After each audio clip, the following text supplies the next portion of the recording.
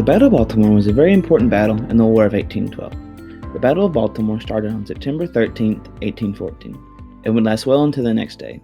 The Americans had been badly beaten in recent battles and were in much need of a victory, seeing as this battle came off the heels of a British ransacking and burning of the White House and other government buildings in Washington, D.C.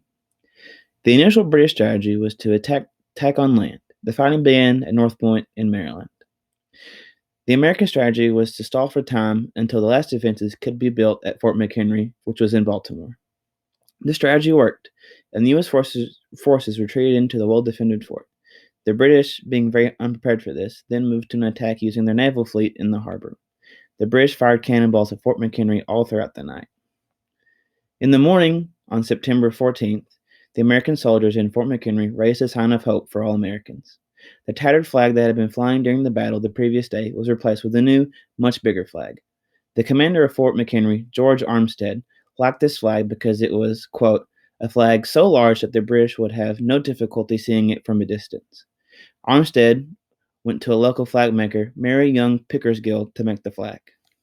Mary Young Pickersgill came from a family of flag makers, which made her the right person to take on this task. The flag that Armstead was having her make was 30 feet by 42 feet. The enormous size of this flag wasn't the only unique feature for modern-day Americans.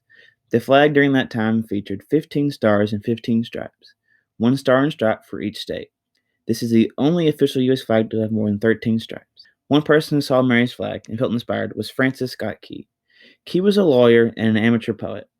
He was on a British peace ship trying to earn the release of an American doctor, William Beans. Key and Beans were told to stay on the ship until the end of the battle. Upon seeing the flag being raised, Key felt an inspiration to write a poem.